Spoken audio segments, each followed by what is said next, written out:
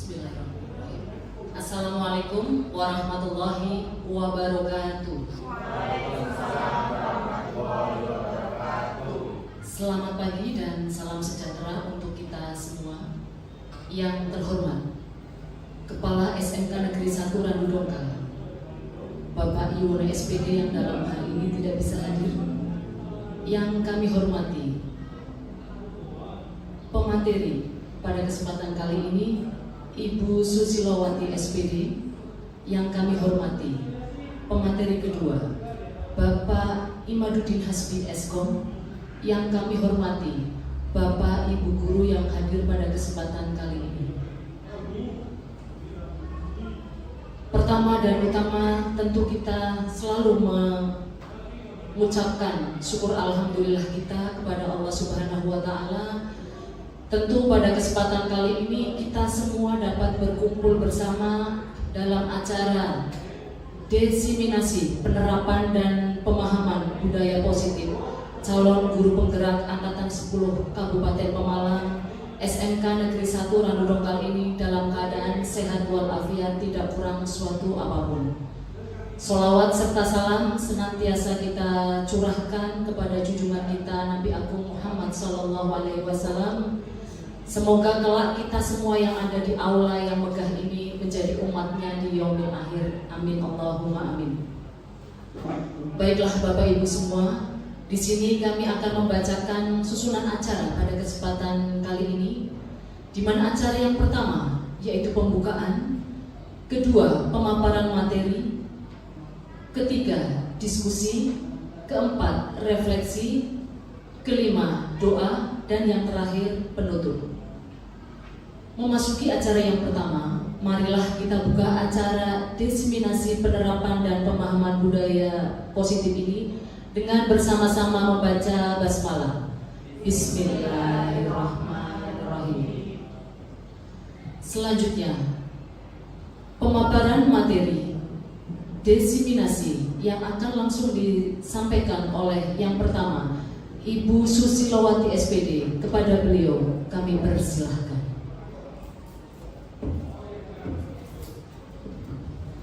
Terima kasih Bu Ninin. Assalamualaikum warahmatullahi wabarakatuh.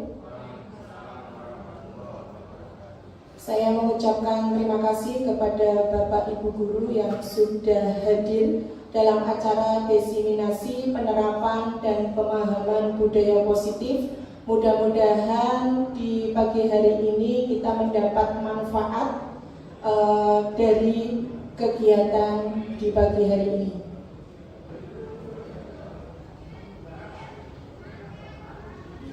Saya ucapkan selamat datang para guru hebat. Mari kita belajar bersama, berkolaborasi dan saling mendukung demi mewujudkan budaya positif di sekolah kita tercinta.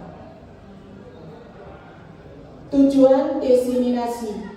Yang pertama, guru dan tenaga kependidikan di SMK Negeri 1 Randu Dongkal dapat memahami konsep budaya positif sesuai dengan filosofi Ki Hajar Dewantara.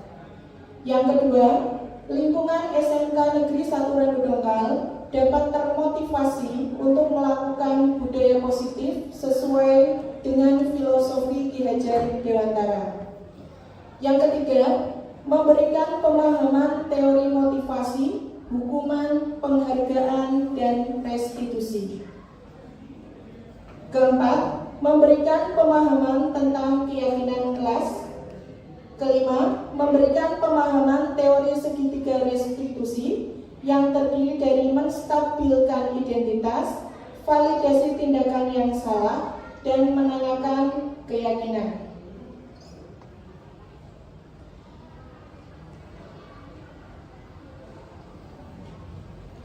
Kemudian dilanjut dengan tujuan pendidikan menurut Ki Hajar Dewantara.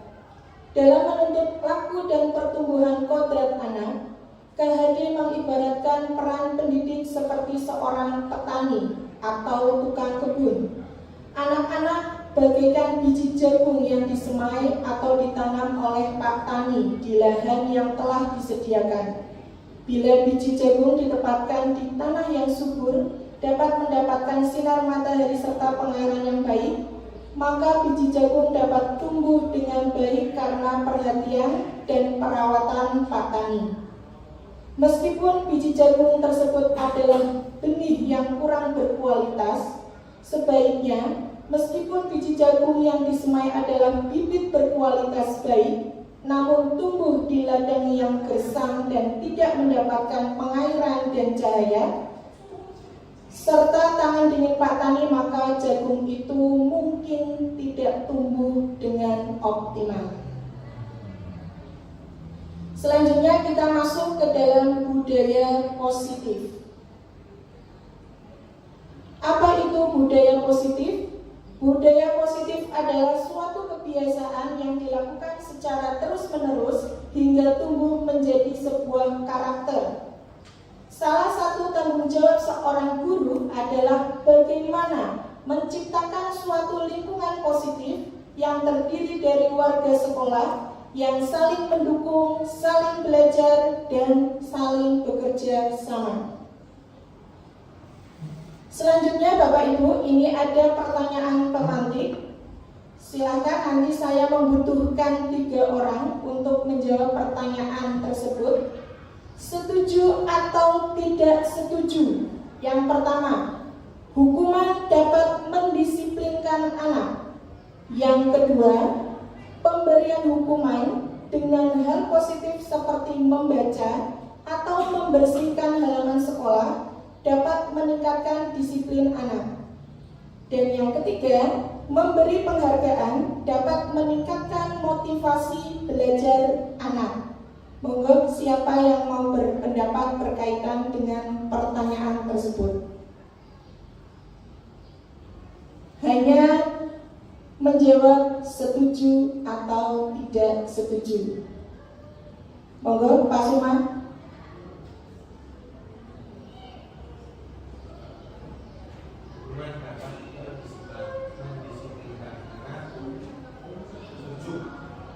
Setuju.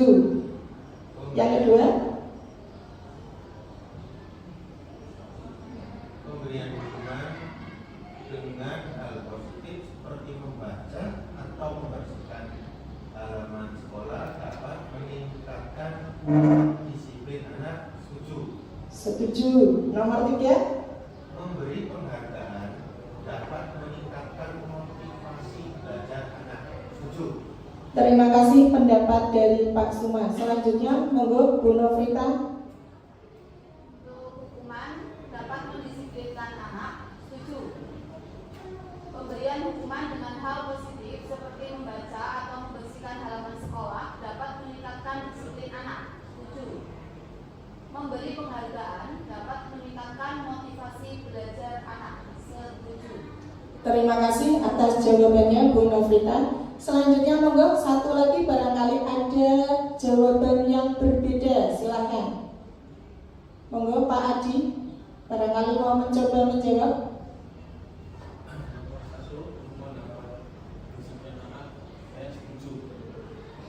Setuju, ya. Kemudian yang kedua, untuk memberikan hukuman dengan hal positif seperti membaca dan membersihkan halaman sekolah dapat meningkatkan disiplin anak. Ya, setuju. Pertama, bagian membaca, nggih. Yang ketiga, memberi penghargaan dapat meningkatkan motivasi belajar anak. Sangat setuju karena Iya, sangat setuju. Dari jawaban ketiga guru, hampir mirip semua setuju. Ya, untuk jawaban benar atau salah, mari kita pelajari berkaitan dengan budaya positif. Selanjutnya, topik dalam diseminasi pemahaman dan pengalaman penerapan budaya positif. Yang pertama, disiplin positif dan nilai-nilai kebajikan universal. Kedua, teori motivasi, hukuman, dan penghargaan restitusi. 3, keyakinan kelas. 4, kebutuhan dasar manusia. Kelima, 5 posisi kontrol guru. Dan yang keenam, segitiga restitusi. Pembiasaan yang sudah diterapkan di dalam SMK Negeri 1 Randu Dongkal, yang pertama itu adalah membaca Asmaul Husna sebelum pembelajaran, kemudian menyanyikan lagu Indonesia Raya. Yang ketiga, berjalan sesuai dengan jalur hijau. Yang keempat, penerapan 3S, senyum, sapa, salam. Kemudian yang kelima adalah kegiatan humanisasi dengan tema yang berbeda dalam tiap minggunya. Ini pembiasaan ketika kita Asmaul Husna.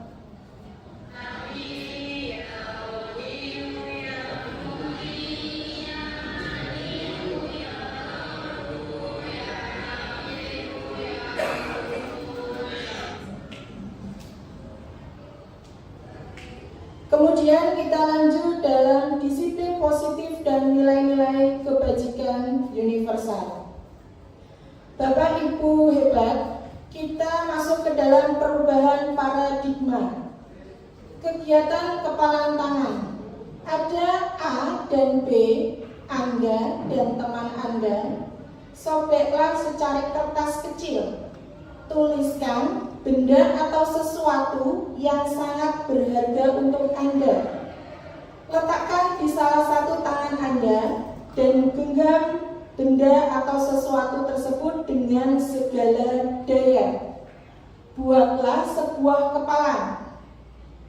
Kemudian teman Anda B akan mencoba dengan sekuat tenaga dengan berbagai cara untuk meminta Anda memberikan benda tersebut. B bisa membujuk, mengancam, menghardik, merayu, menyuap, apa saja agar Anda dapat membuka kepalan tangan Anda. Menurut Bapak Ibu, apa yang terjadi ketika kita mengepalkan tangan, kemudian teman kita meminta kita untuk membuka kepalan tersebut? Apakah teman kita itu dapat dengan mudahnya membuka kepalan tangan atau mempertahankan?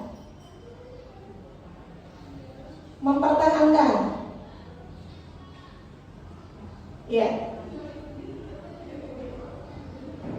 Untuk masalah kepalan tangan, mereka itu akan mengepalkan atau membuka, itu adalah hak masing-masing dari setiap individu. Jadi kalau individu tersebut merasa bahwa yang digenggam adalah sesuatu yang berharga, tidak akan dengan mudah untuk membuka kepalan tersebut. Tetapi kalau memang kepalan tersebut itu lebih berharga dan lebih bermanfaat untuk temannya, pastilah anak tersebut atau orang tersebut akan membuka dengan senang hati kepalan tangannya. Kemudian selanjutnya adalah perubahan paradigma teori kontrol, teori pilihan, ilusi kontrol. Yang pertama, ilusi guru mengontrol murid. Pada dasarnya, kita tidak dapat memasang murid untuk berbuat sesuatu jika murid tersebut memilih untuk tidak melakukannya. Walaupun tampaknya guru sedang mengontrol perilaku murid, hal demikian terjadi karena murid sedang mengizinkan dirinya dikontrol pada saat itu. Yang kedua, ilusi bahwa kritik dan membuat orang merasa bersalah dapat menguatkan karakter. Menggunakan kritik dan rasa bersalah untuk mengontrol murid akan menjadikan mereka menuju pada identitas yang gagal. Mereka belajar untuk merasa buruk tentang diri mereka. Kemudian, ilusi bahwa semua penguatan positif, efektif, dan bermanfaat. Penguatan positif atau bujukan adalah bentuk-bentuk kontrol. Kemudian, ilusi bahwa orang dewasa memiliki hak untuk memaksa. Banyak orang dewasa yang percaya bahwa mereka memiliki tanggung jawab untuk membuat murid-murid berbuat hal-hal tertentu seperti hukuman atau paksaan, hubungan permusuhan, dan kebencian. Kemudian, siapa sesungguhnya yang memiliki kontrol? Yang pertama, stimulus respon. Kemudian yang kedua, teori kontrol. Kita mencoba mengubah orang agar berpandangan sama dengan kita. Teorinya bagaimana? Kita berusaha memahami pandangan orang lain tentang dunia.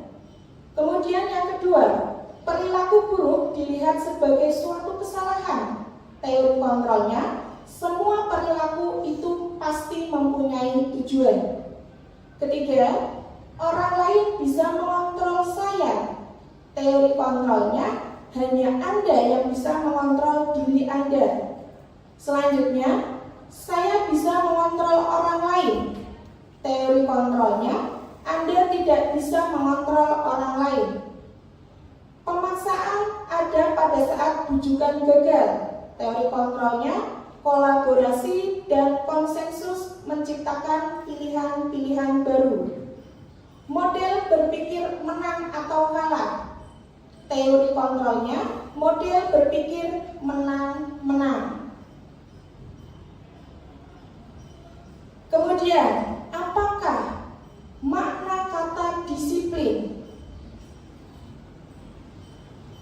Makna disiplin, kebanyakan orang itu nantinya akan menghubungkan dengan tata tertib, teratur, dan kepatuhan pada peraturan.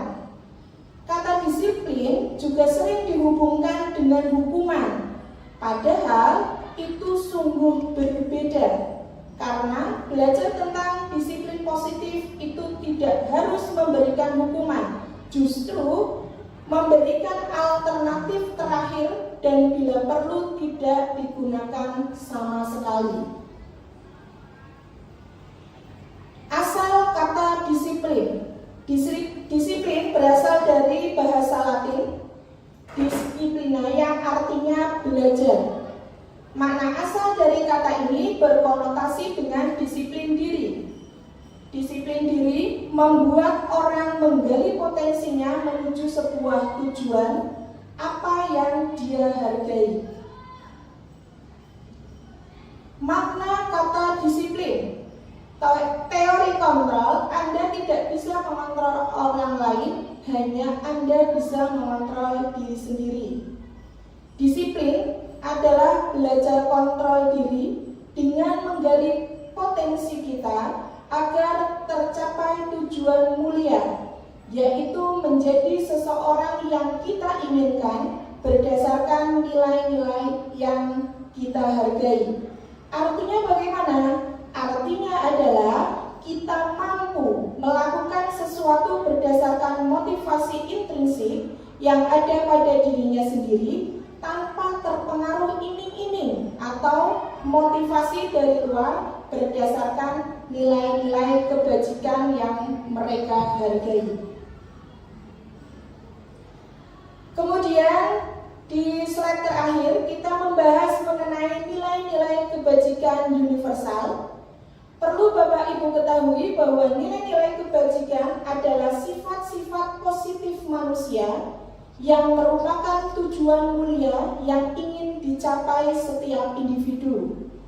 Nilai-nilai tersebut bersifat universal, bersifat umum, dan berlaku untuk semua orang.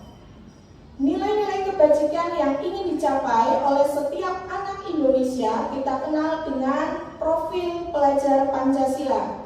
Beriman, bertakwa kepada Tuhan Yang Maha Esa, dan berakhlak mulia. Mandiri, bernalar kritis, berkebinekaan global, bergotong royong, dan kreatif. Demikian pemaparan dari saya. Nanti pemaparan selanjutnya akan diteruskan oleh teman saya. Untuk nanti ketika Bapak Ibu guru mau bertanya di sesi selanjutnya, yaitu sesi diskusi. Demikian, kurang lebih saya mohon maaf. Wassalamualaikum warahmatullahi wabarakatuh. Terima kasih kepada pemateri pertama yang telah memaparkan desiminasinya. Untuk selanjutnya, penyampaian materi desiminasi yang akan langsung disampaikan oleh Bapak Imaduddin Hasbi Eskom. Kepada beliau disilahkan.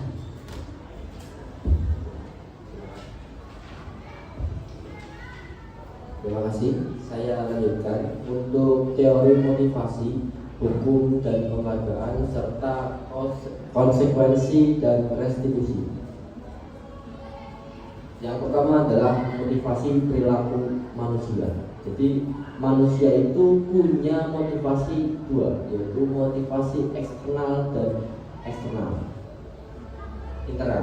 Nah, di sini untuk menghindari ketidaknyamanan atau hukuman biasanya nanti timbulnya adalah motivasi eksternal. Jadi motivasi dari luar bahwa seorang tergerak hatinya karena di situ ada hukuman yang menanti dia jika dia tidak melakukannya. Nah, di sini biasanya adalah apa yang akan terjadi apabila saya tidak melakukannya, seperti itu.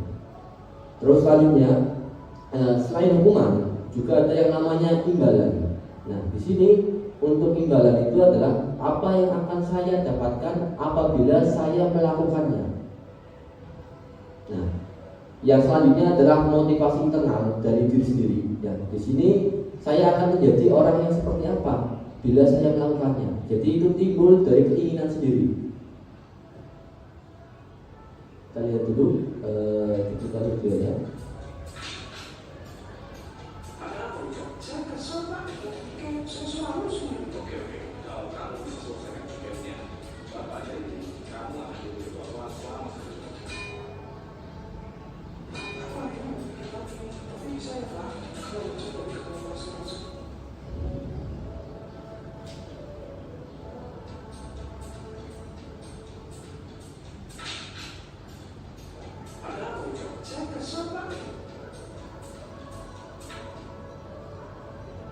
Jadi cuplikan sekilas tentang bagaimana anak itu diiming-imingi oleh dia, di mana dia nanti kalau berbuat baik akan menjadi ketua kelas. Di situ sebenarnya kurang bagus ya Bapak Ibu, karena di mana motivasi itu yang timbul adalah motivasi eksternal, di mana anak diberikan imbalan dan itu dia berbuat baik karena ada suatu penghargaan yang diberikan kepada orang lain. Nah, mungkin itu untuk jangka waktu yang pendek itu masih relevan. Tapi kalau diberlakukan di tahap yang lama, itu anak akan merasa tergantungan. Jadi bila tidak ada yang namanya penghargaan, hadiah dan sebagainya, anak cenderung berperilaku seperti sedia kala atau bahkan lebih buruk lagi. Tapi kalau diberikan hadiah, baru dia semangat lagi. Itu kurang pas. Nah, konsep penghargaan dalam penerapan di sekolah di sini hadiah tidak harus berupa benda. Nah, di sini bisa berupa pujian, stiker bintang, janji, menjadi ketua kelas dan sebagainya. Selanjutnya adalah hadiah tidak menciptakan ketaatan jangka panjang. Nah, jadi ini cuma hanya saat-saat anak itu diimingi. Terus anak akan terbiasa untuk diberi hadiah jika melakukan tugasnya. Ini menyebabkan ketergantungan anak. Ya. Perilaku didasarkan pada motivasi eksternal. Jadi masih bukan muncul pada dirinya sendiri. Selain tadi penghargaan, di sini juga ada konsep hukuman dalam penerapan disiplin di sekolah. Nah, di sini hukum bersifat tidak terencana atau tiba-tiba. Jadi anak melakukan kesalahan langsung saat itu juga ada hukuman. Hukumannya pun tidak disepakati terlebih dahulu. Jadi anak tiba-tiba terlambat dan sebagainya langsung disuruh keliling lapangan dan sebagainya. Padahal di tata tertib itu tidak ada. Nah, hukuman bersifat satu arah. Murid tidak diajak berdiskusi dalam memecahkan masalah. Jadi langsung diberikan tanpa tahu alasan apa kenapa murid itu melakukan kesalahan. Hukuman yang diberikan bisa berupa fisik maupun psikis. Murid atau anak disakiti oleh suatu perbuatan atau kata-kata. Jadi bisa saja hukumannya selain tadi keliling lapangan dan sebagainya, anak dibentak dan sebagainya, itu juga termasuk hukuman.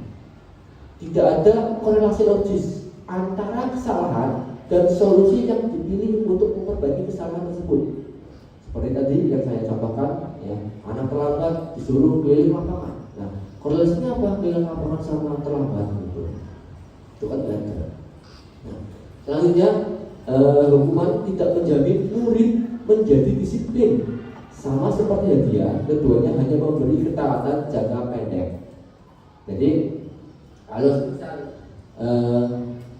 hukuman diberikan, memang mungkin efeknya anak menjadi takut, tapi selebihnya tidak menunjukkan yang namanya rasa ingin merubah diri. Makanya itu hanya jangka pendek.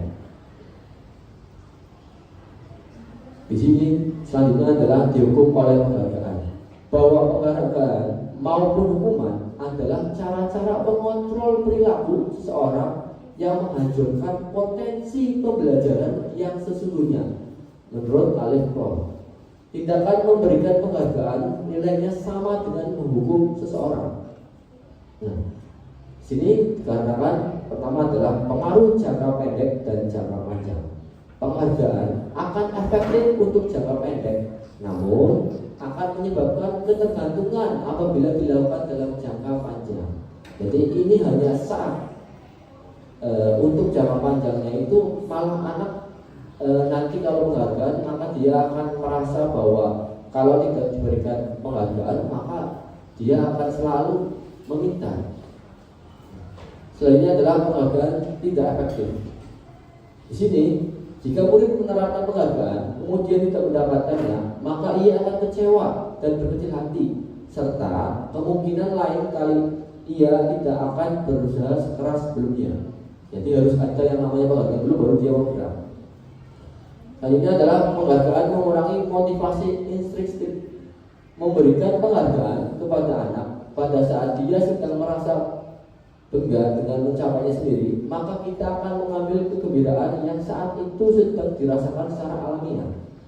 Selanjutnya, penghargaan merusak hubungan. Ketika seseorang diberikan penghargaan di depan orang yang banyak, maka yang lainnya akan merasa iri dan sebagainya. Dari mereka yang tidak menyukai orang yang diberi penghargaan tersebut, dia akan merasa bahwa saya tidak diberi penghargaan, apakah saya itu kurang baik dibanding dia yang mendapatkan itu. Lihat contoh. Ya sekarang anak kamu. Oh ya, maaf pak, saya lupa pakai. Kamu tahu kan apa konsekuensinya jika tidak memakai masker? Iya pak, belajar sendiri di perpustakaan. Baik, silahkan langsung ke perpustakaan.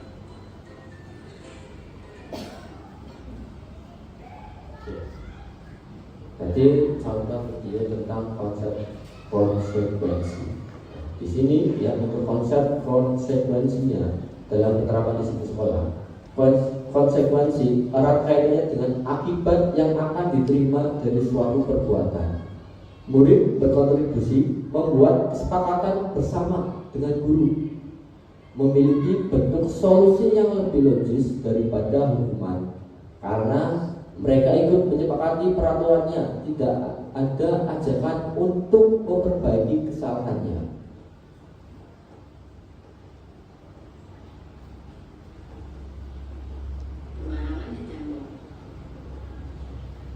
Tadi pagi aku terlambat 20 menit.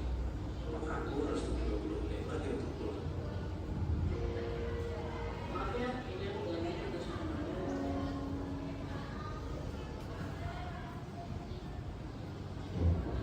Ini adalah konsep restitusinya, di mana tadi contoh dari videonya.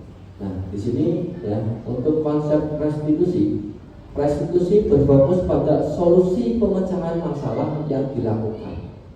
Selanjutnya, restitusi mengajak murid untuk mengidentifikasi kembali tindakannya sehingga ia bisa memikirkan langkah untuk memecahkan masalahnya. Menjamin murid merasa berharga dan lebih percaya diri karena dilibatkan dalam penyelesaian masalah. Nah, hukuman atau konsekuensi. Nah, kira-kira Bapak Ibu bisa dilihat di depan itu ada tindakan guru ya. Mencatat 100 kali di dalam buku kalimat saya tidak akan terlambat lagi karena terlambat ke sekolah. Kira-kira apa Bapak Ibu? Hukuman. Ya, betul sekali. Terus selanjutnya, lari mengelilingi lapangan basket 2 kali karena terlambat hadir di sekolah. Ini apa Bapak Ibu? Hukuman. Terus selanjutnya adalah murid diminta untuk push up 15 kali karena tidak menggunakan masker ke sekolah. Menggantikan kertas tugas teman yang telah dicoret-coret. Membersihkan tumpahan air di meja tulis karena tersenggol pada saat belajar. Murid disuruh untuk mengenakan sepatu seharian di sekolah karena tidak mengenakan sepatu hitam. Nah, ini termasuk karena mengenakan sepatu seharian, ya, disuruh tidak, ya. Berarti itu adalah hukuman. Lari mengelilingi lapangan basket 2 kali karena terlambat 10 menit untuk pelajaran PJOK. Nah, ini karena tadi ya ada korelasi di mana pelajaran PJOK kan untuk melatih fisik dia. Berarti ini adalah konsekuensi. Jadi kalau hukuman biasanya tidak ada korelasi antar kesalahan yang dia lakukan.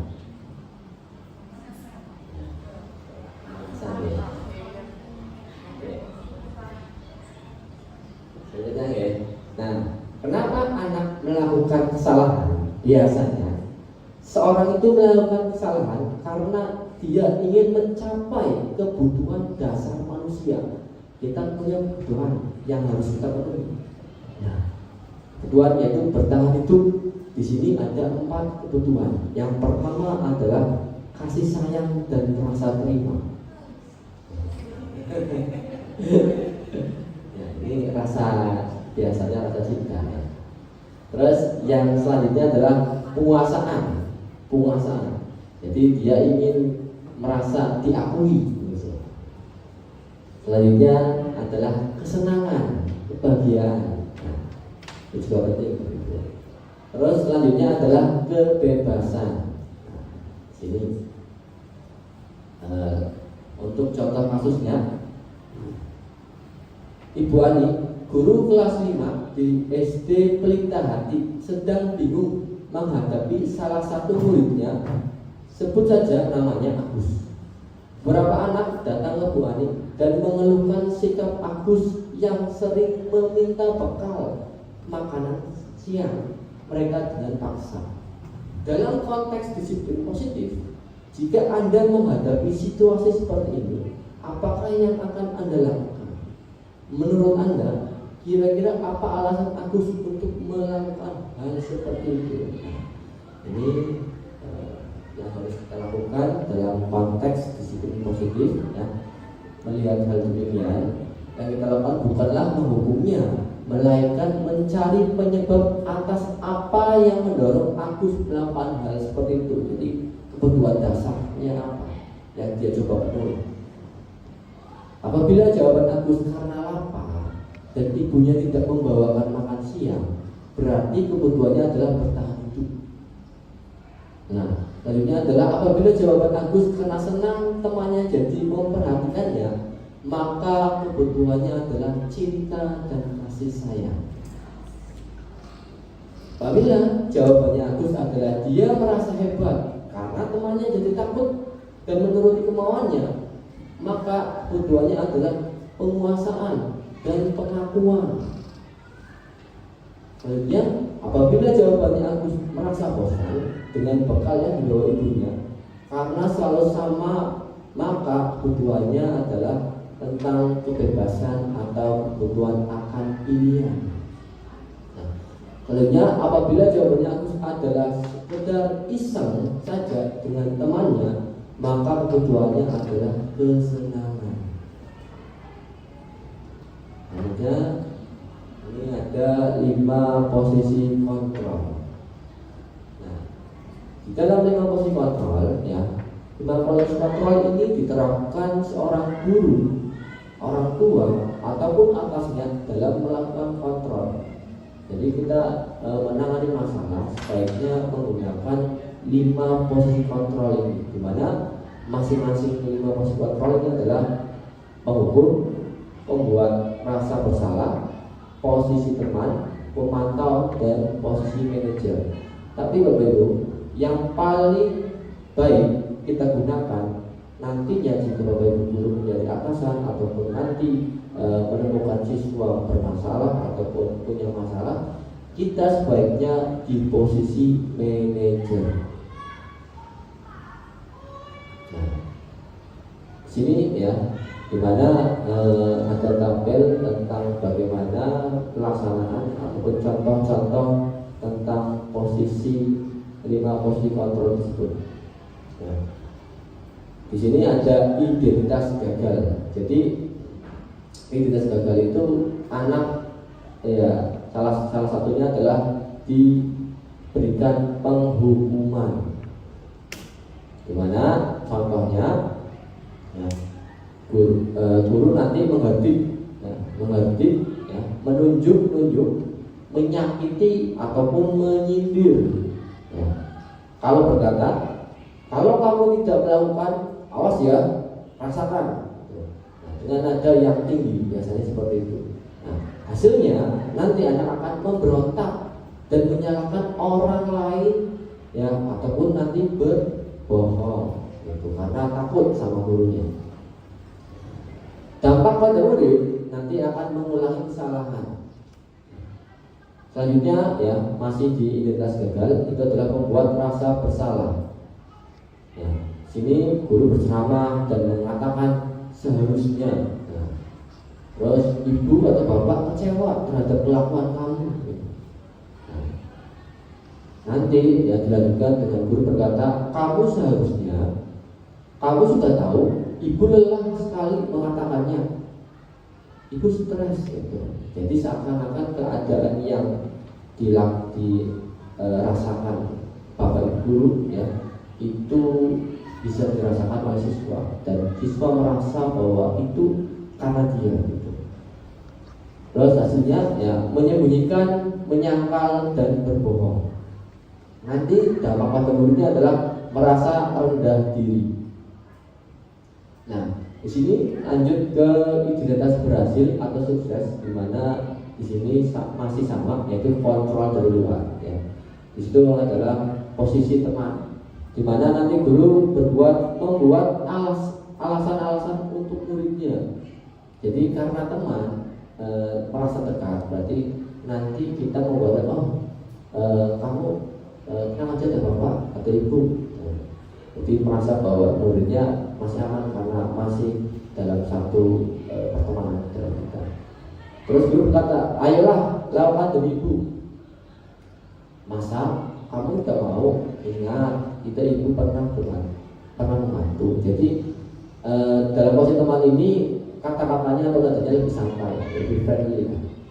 Nah, nanti hasilnya yaitu adalah sifatnya adalah ketergantungan. Jadi murid akan tergantung bahwa dia tahu bahwa dia punya teman guru tersebut, dimana kalau ada kesalahan dia bisa mengandalkannya.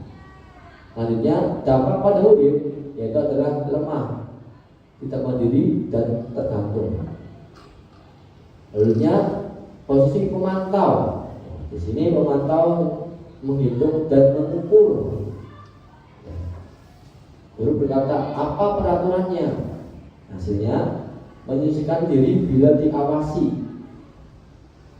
menitik beratkan pada sanksi atau hadiah untuk dirinya. Jadi di sini biasanya untuk pemantau itu murid diberikan penyelesaian, cuman penyelesaian itu harus kita awasi. Jadi murid tidak diberikan kebebasan untuk dia berubah dan diberikan kepercayaan.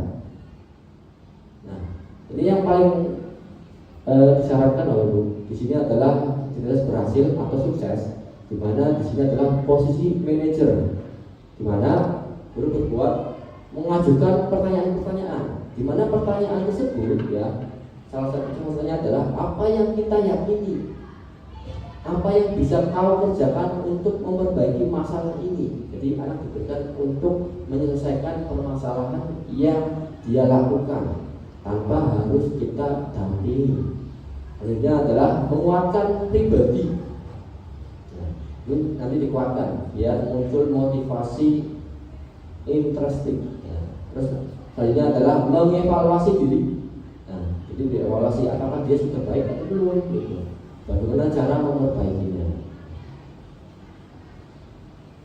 Selanjutnya di sini adalah untuk lingkaran kiat-kiat untuk budaya positif. Budaya positif itu paling luar. Selanjutnya adalah lingkungan positif. Selanjutnya adalah keyakinan kelas. Baru yang terakhir adalah peraturan kelas.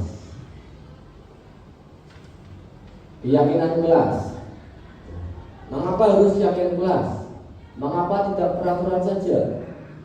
Mengapa kita memiliki peraturan harus menggunakan helm bila mengendarai kendaraan roda 2?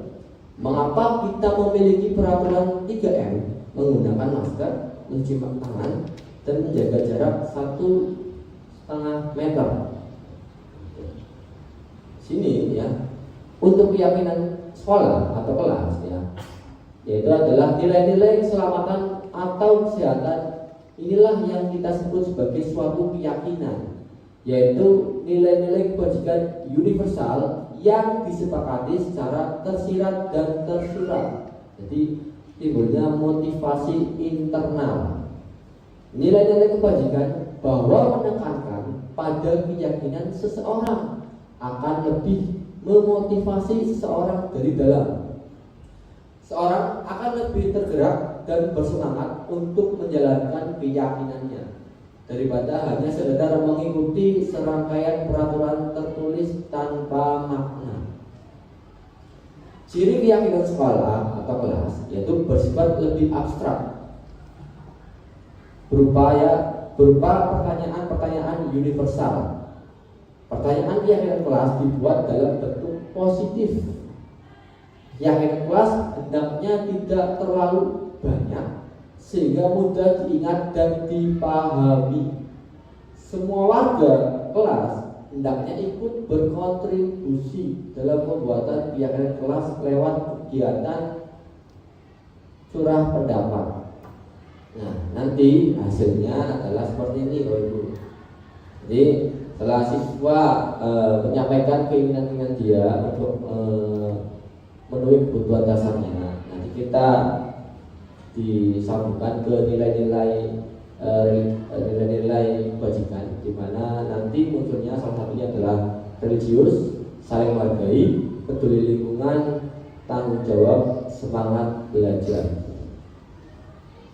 Nah, di sini untuk keyakinan sekolah ya, disiplin ya, itu nanti jadi mungkin ada yang anaknya bilang, Pak jangan datang tepat waktu di sekolah atau harus tepat waktu di kelas.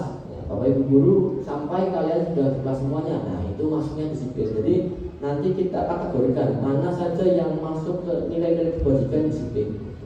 Jadi pendapat anak beberapa yang beda, tapi kita kerucutkan yang digolongkan yang sama. Yaitu religius. Religius itu mengucapkan salam masuk atau keluar kelas atau membaca ya. Biasa kita Asmaul Husna.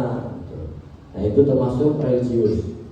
Selanjutnya adalah peduli lingkungan. Nah, di sini ya, contohnya anak berpendapat bahwa melakukan piket kebersihan, mengikuti kegiatan kebersihan, terus membuang sampah pada tempatnya. Contoh selanjutnya adalah nilai kebajikan toleransi. Di sini ya biasanya anak akan mengisi menghormati guru, berteman dengan sama siswa, membantu teman jika mengalami kesulitan, bekerja kelompok dengan sehat, dan menghargai orang. Nah, setelah Bapak Ibu membuat keyakinan kelas, nanti kita bisa menyambungkan ke restitusi segitiga. Nah, di sini restitusi ya, adalah proses menciptakan kondisi bagi murid untuk memperbaiki kesalahan mereka sehingga mereka bisa kembali pada kelompok mereka dengan karakter yang lebih kuat. Restitusi membantu murid menjadi lebih memiliki tujuan, disiplin positif, dan memulihkan dirinya setelah berbuat salah. Penekannya bukan pada bagaimana berperilaku untuk menyenangkan orang lain atau menghindari ketidaknyamanan, namun tujuannya adalah menjadi orang yang menghargai nilai-nilai kebajikan yang mereka percayai. Nah, di sini contoh dari diskusinya ya, gambaran besarnya adalah seperti ini. Jadi ada yang namanya menstabilkan identitas, selanjutnya adalah validasi tindakan yang salah, selanjutnya baru menanyakan keyakinan. Untuk lebih lengkapnya, ya, untuk yang pertama itu tadi adalah menstabilkan identitas, yaitu mengubah identitas anak dari orang yang gagal karena melakukan sesuatu menjadi orang yang sukses. Jadi setelah anak berbuat salah, ya nanti kita ya agar dia tidak merasa bahwa dia itu adalah orang yang paling salah gitu, maka kita tekankan bahwa berbuat salah itu tidak apa-apa. Tahu tidak ada manusia yang sempurna. Jadi biar dia semangatnya tumbuh lagi. Nah, selanjutnya setelah itu semangatnya tumbuh lagi, nanti kita baru validasi kebutuhannya, tanyakan alasannya. Nah, di sini ya membantu murid mengenali basic tadi kebutuhan dasar manusia ya, yang ingin dipenuhi ketika melakukan kesalahan itu. Pada dasarnya setiap tindakan manusia pasti ada tujuannya. Nah, untuk memenuhi kebutuhan dasar, apakah itu penguasaan, kebebasan, kasih sayang, rasa diterima, kesenangan atau bertahan itu. Nah, nanti kita akan menanyakan. Jadi intinya kita mencari tahu apa yang sedang dia penuhi kebutuhannya. Kenapa dia sampai melakukan kesalahan tersebut. Nah, sini biasanya kata awalnya adalah kamu pasti punya alasan mengapa melakukan hal itu. Padahal kamu bisa melakukan yang lebih buruk dari ini ya. Nah, terus hanya kamu patut bangga pada dirimu sendiri karena kamu telah melindungi sesuatu yang penting buatmu. Namun kamu boleh mempertanyakan sikap itu, tapi kamu harus menambahkan sikap yang baru. Nah, setelah kita tahu kebutuhan apa yang dirasa ingin dipenuhi dan ternyata alasannya itu memang bisa memang kesalahannya itu diakui ya, bahwa karena untuk memenuhi kebutuhan tersebut, maka barulah kita menanyakan keyakinan kelas, di mana anak melihat kesalahannya dihubungkan dengan norma sosial dan nilai yang mendasari manusia berinteraksi dengan orang lain. Dihubungkan sama keyakinan yang sudah dibikin sebelum anak melakukan kesalahan. Biasanya adalah guru berkata, apa yang kita percaya sebagai kelas atau keluarga, apa nilai-nilai umum yang kita telah sepakati, apa bayangan kita tentang kelas yang ideal. Kamu mau jadi orang seperti apa? Ini adalah contoh ya. Assalamualaikum Bu.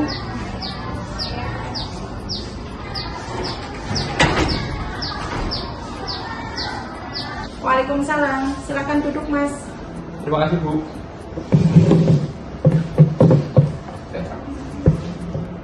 Mas Dimas, tadi Bu Susi dapat laporan dari guru piket, katanya Mas Dimas itu merokok di sekolah ya? Iya Bu. Kejadian ini bukan pertama kalinya kan Mas? Benar tidak? Benar Bu. Merokok di sekolah merupakan suatu kesalahan bukan Mas? Iya Bu. Mas Dimas, berbuat kesalahan itu wajar. Yang terpenting adalah kita belajar dari kesalahan tersebut. Setuju Mas Dimas? Setuju Bu. Kenapa Mas Dimas sering merokok di sekolah? Karena saya terbiasa merokok di rumah Bu. Jadi kalau nggak merokok nggak enak. Kamu tahu keyakinan kelas yang sudah kita sepakati? Tahu Bu. Kalau merokok di sekolah, menurut kamu sesuai tidak dengan keyakinan kelas? Tidak, Bu. Menurut kamu, keyakinan kelas apa yang sudah kamu langgar, Mas? Mematuhi tata tertib sekolah, Bu. Menurut kamu, mematuhi tata tertib itu penting tidak, Mas? Penting, Bu. Jika mematuhi tata tertib sekolah, sekolah akan lebih kondusif. Baik. Betul, jangan diulangi lagi ya, Mas ya. Iya, Bu. Saya tidak akan mengulanginya lagi. Menurut kamu, apa yang harus kamu lakukan supaya tidak melanggar tata tertib sekolah? Menurut saya akan lebih bisa menahan diri agar tidak merokok di sekolah, dan saya akan berusaha untuk berhenti merokok di sekolah. Baik, Mas Dimas, itu solusi yang bagus. Saya percaya pada Mas Dimas. Mas Dimas akan melaksanakan amanah ini dengan baik. Silahkan kembali ke kelas. Ibu, terima kasih. Saya akan mencoba menjalankannya, dan saya terima kasih atas nasihat yang Ibu berikan. Saya izin pamit, Bu. Terima kasih, Ibu. Assalamualaikum. Waalaikumsalam.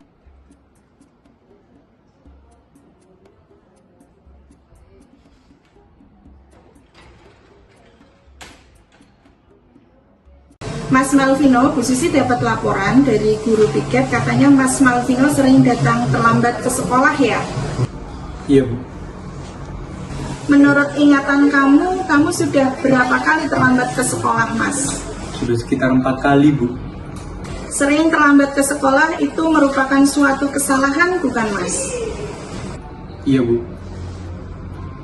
Mas Vino, berbuat suatu kesalahan itu memang manusiawi, tetapi kita harus memahami apa kesalahan kita sehingga kita tidak akan mengulanginya lagi. Setuju, Mas Vino? Setuju, Bu. Mas Vino, kita cari solusinya bersama ya. Baik, Bu. Mas Vino sering datang terlambat, pasti ada alasannya kan? Kenapa, Mas? Karena saya sering begadang, Bu, bermain game online sampai larut malam, makanya saya kurang tidur. Kamu tahu keyakinan kelas apa yang sudah kamu langgar? Tahu, Bu. Kalau datang ke sekolah terlambat, itu sesuai dengan keyakinan kelas yang sudah disepakati tidak, Mas? Tidak, Bu. Menurut kamu, keyakinan kelas apa yang sudah dilanggar? Disiplin, Bu. Disiplin itu penting tidak, Mas, bagi kamu? Penting, Bu. Disiplin dapat menjadikan kita lebih tertib dan dapat menghargai waktu. Betul. Menghargai waktu itu penting dan sangat bermanfaat untuk kita. Dengan menghargai waktu, kita itu akan lebih peduli terhadap orang lain dan pekerjaan kita tidak akan menumpuk. Iya, Bu. Saya sangat menyesal sudah melakukan hal seperti itu dan datang terlambat. Maafkan saya. Iya, Mas, itu sikap yang sangat baik. Menurut kamu, apa yang harus kamu lakukan agar tidak terlambat lagi datang ke sekolah? Saya akan tidur lebih awal dan tidak bergadang lagi, Bu, agar tidak terlambat ke sekolah lagi. Iya, Bu, terima kasih. Saya pamit. Assalamualaikum. Waalaikumsalam.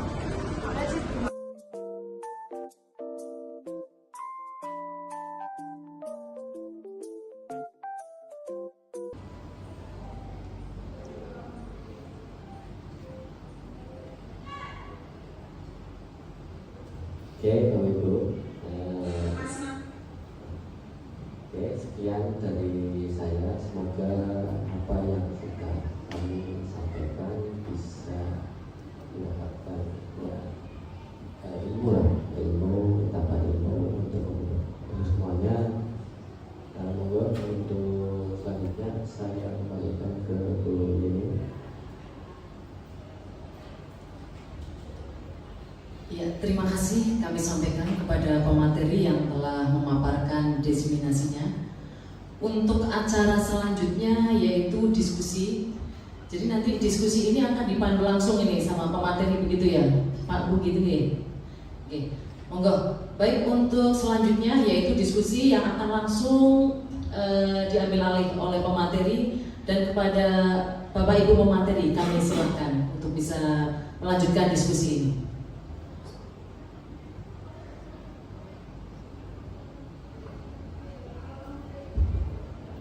Ya, di sesi ini Bapak Ibu, untuk bisa memperdalam tentang diseminasi, penerapan dan pemahaman budaya positif, ya nanti bisa silakan Bapak Ibu semuanya barangkali ada pertanyaan atau masih kebingungan tentang materi tersebut bisa ditanyakan kepada saya ataupun Bu Susi.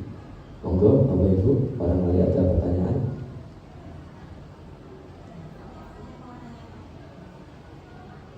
Monggo Bu Farah.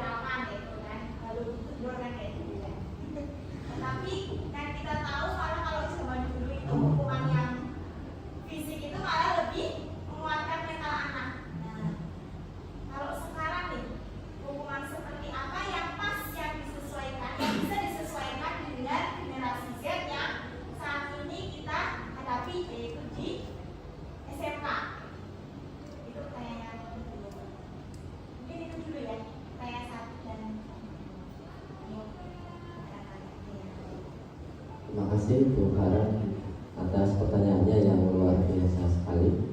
Monggo Bapak Ibu, adakah yang mau ditanyakan lagi selain Bu Farah? Bertanya pada pemateri Monggo. bagaimana cara menerapkan budaya positif tanpa melakukan hukuman. Terima kasih. Terima kasih Pak Suma atas pertanyaannya yang luar biasa. Mungkin dua dulu ya, nanti coba kami jawab semua pertanyaan dari Pak Suma dan juga Bu Farah. Izin menambahkan tadi pertanyaan dari Bu Farah, bagaimana supaya keyakinan kelas itu tidak dilanggar oleh siswa. Tentunya kita ingat kembali bahwasanya keyakinan kelas itu disusun secara bersama-sama antara murid dan guru. Kemudian kita juga ingat untuk penyusunan keyakinan kelas itu adalah murni dari apa yang diinginkan oleh siswa kelas tersebut.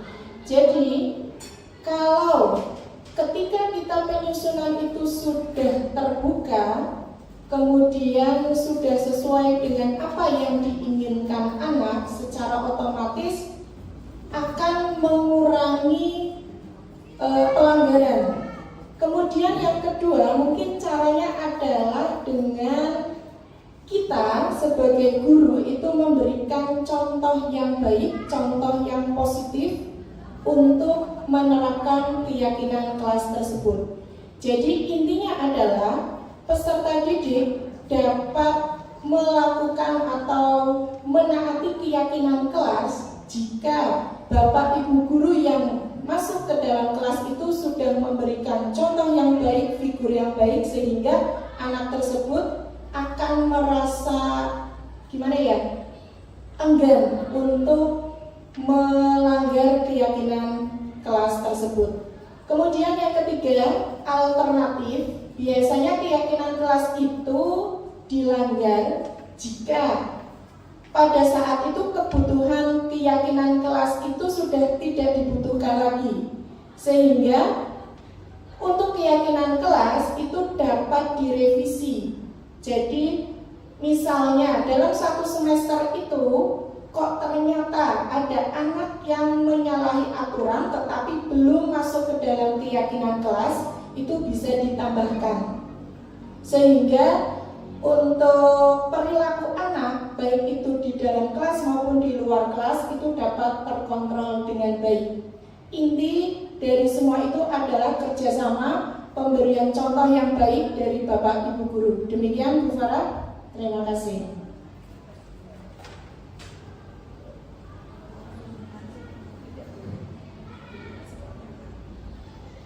Kemudian pertanyaan yang kedua dari Bu Farah lagi nih, Pak Hasbi, hukuman seperti apa yang pantas, yang sesuai dengan generasi Z? Seperti itu ya Bu Farah. Intinya adalah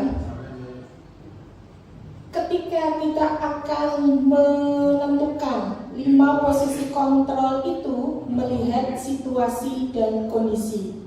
Kita mempunyai banyak karakter dari para murid kita, berbagai jurusan dengan berbagai tingkah laku. Jadi kalau misalnya tadi Pak Hasbi menyebutkan ke posisi kontrol yang level atas dulu, yaitu manajer, tetapi hal tersebut itu tidak bisa diterapkan secara langsung terhadap anak-anak teknik yang memang notabene luar biasa. Jadi kalau saya di lapangan itu biasanya lebih memilih ke level yang identitas berhasil dulu, yaitu teman. Jadi saya berkolaborasi dengan anak tersebut, membangun suatu kepercayaan dulu, berdekatan dulu, memahami sebenarnya anak tersebut bagaimana, kemudian di lingkungannya itu bagaimana, baik itu lingkungan keluarga maupun di lingkungan masyarakat. Setelah kita mengetahui anak tersebut itu seperti apa, kemudian kita mengetahui kebutuhan apa yang dia ingin capai. Nah, barulah ketika kita menentukan posisi kontrol kita sebagai teman, kemudian itu berhasil, berarti nextnya ketika anak tersebut berbuat kesalahan lagi, berarti kita bisa masuk ke level selanjutnya, yaitu manajer. Jadi untuk menentukan atau menyelesaikan sebuah masalah, memang alangkah lebih baiknya jika kita pada posisi manajer. Jadi kita memberikan kepercayaan penuh kepada anak didik kita, karena mereka sudah dewasa, sudah bisa menentukan mana yang baik, mana yang buruk. Akan tetapi hal tersebut tidak dapat diterapkan untuk semua anak. Anak itu berbeda-beda karena kebutuhannya berbeda-beda, sehingga nanti masuk kepada yang tadi disebutkan oleh Pak Hasbi, masuk ke restitusi. Seperti itu. Terima kasih.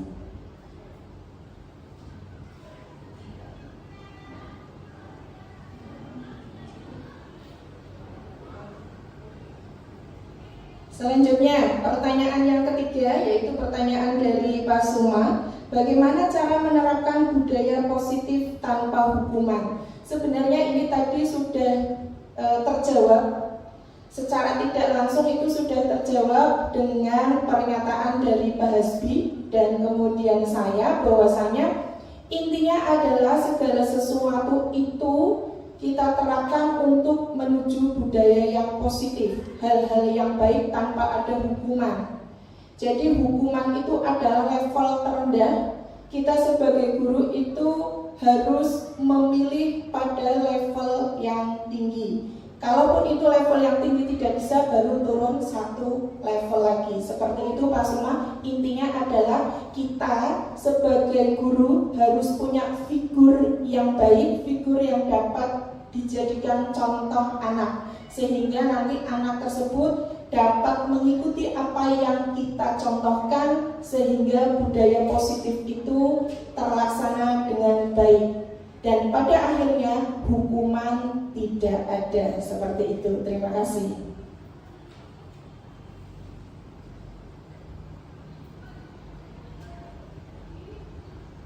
Untuk pemateri, apakah diskusi ini dilanjut atau sudah cukup untuk pertanyaan dari Bapak Ibu Guru?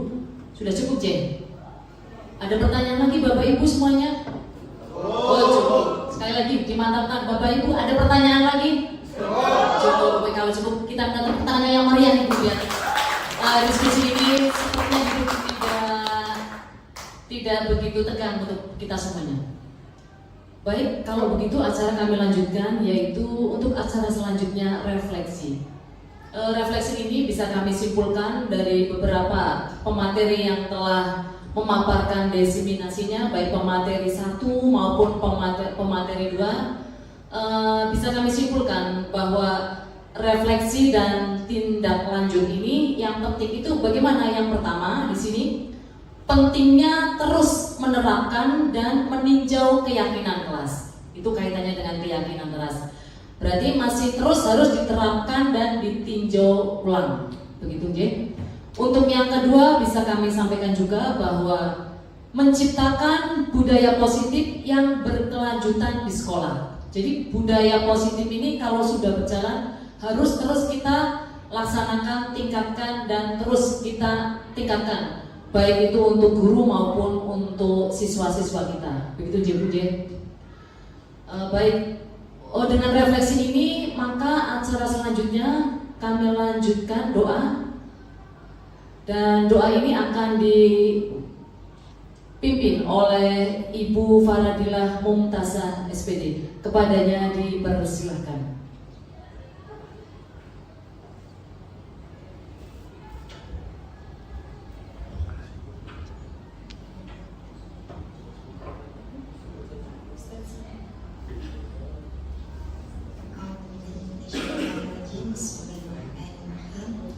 Al-Fatihah.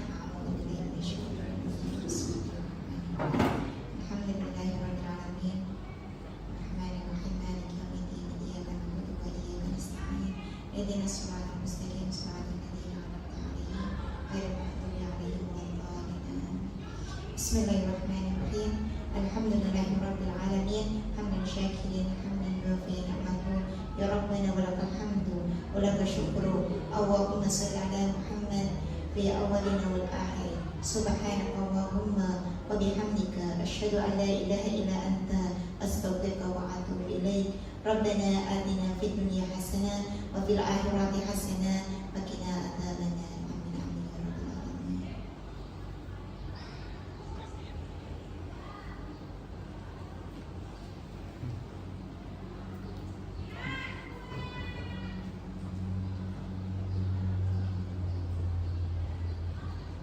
Demikian tadi pembacaan doa penutup.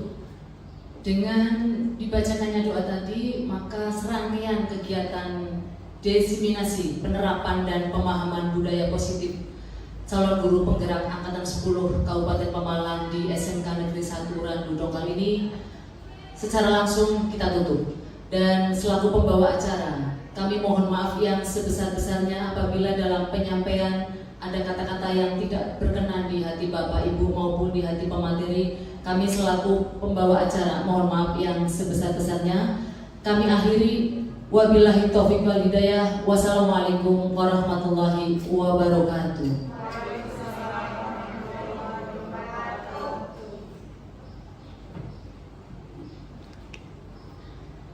Assalamualaikum warahmatullahi wabarakatuh. Perkenalkan, nama saya Medi Kristanto. Saya guru pengampu mata pelajaran IPAS di SMK Negeri 1 Randu Dongkal.